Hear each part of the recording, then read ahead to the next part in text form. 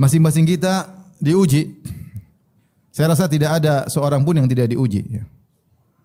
Siapapun dia, mau dia pejabat, mau rakyat jelata, mau orang kaya, orang miskin, laki-laki, perempuan, ibu-ibu, bapak-bapak, suami, istri, anak-anak, orang dewasa, semuanya diuji.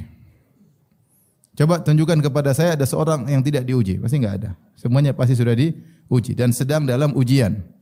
Karena memang Allah Subhanahu wa taala ciptakan kita untuk diuji. Untuk diuji. Banyak ayat yang menunjukkan akan hal tersebut.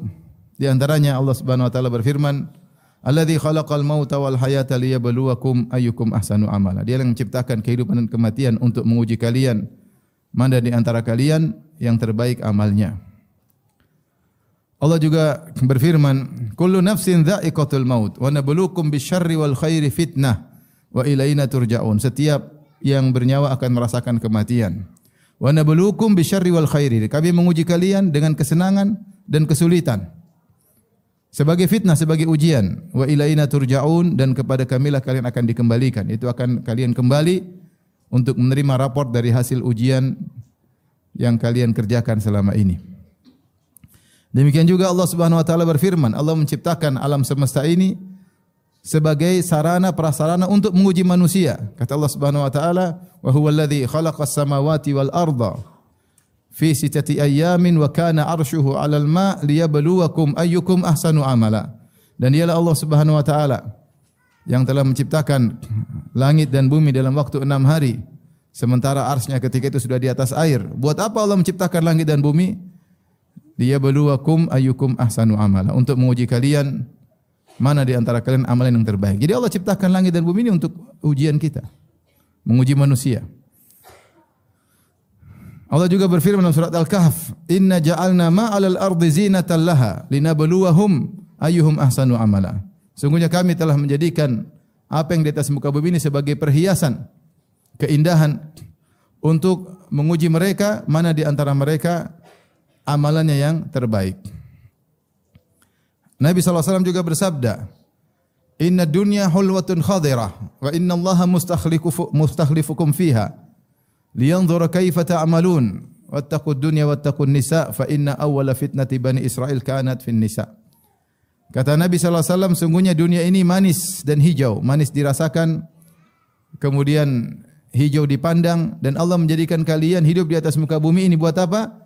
Liyanzura kaifa ta'malun, untuk melihat bagaimana amal perbuatan kalian. Maka bertakwalah. Oleh karenanya kehidupan kita di atas muka bumi untuk diuji. Kita bukan seperti orang-orang kafir yang merasa bahwasanya dunia untuk kesenangan semata. Itu mindset mereka sebagaimana hewan.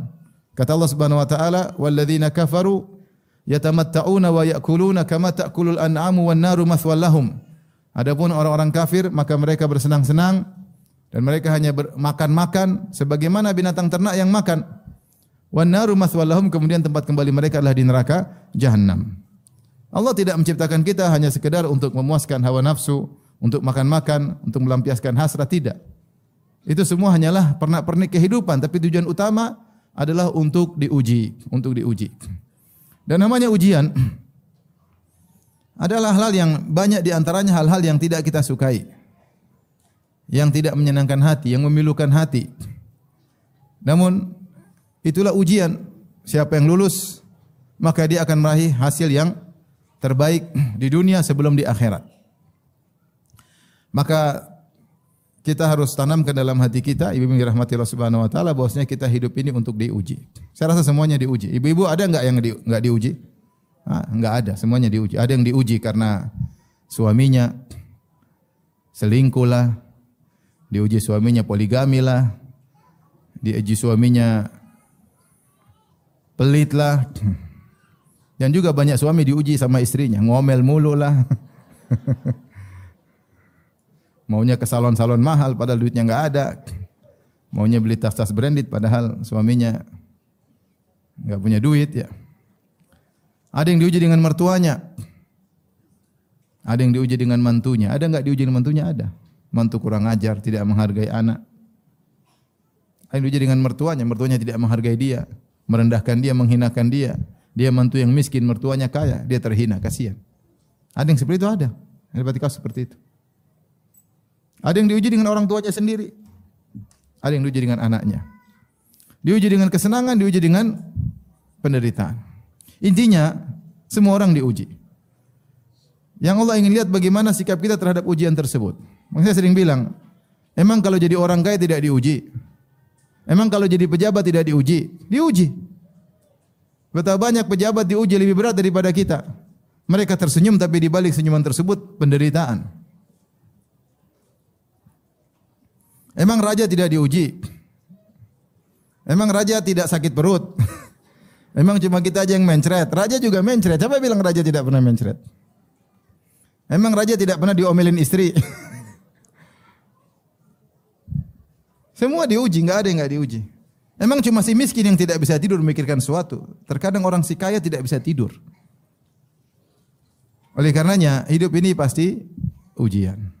Nah sekarang bagaimana agar kita ridha dengan ujian tersebut, agar kita tunduk dan pasrah dengan segala keputusan Allah Subhanahu wa taala. Ya. Terutama ibu-ibu yang kadang-kadang ibu-ibu hatinya lemah ya. Baper sehingga ketika dikasih ujian kurang siap menghadapinya. Ya. Oleh karenanya perlu kita berpasrah diri di hadapan keputusan Allah Subhanahu wa taala. Apa yang dimaksud dengan pasrah dan tunduk kepada keputusan Allah Subhanahu wa taala? Maksudnya yaitu kita ridha bahwasanya apa yang Allah berikan itu yang terbaik bagi kita. Itu namanya kita pasrah. Kita pasrah, kita sebagai makhluk, Allah yang mengatur kita, dia berhak melakukan apa yang dia kehendaki bagi kita.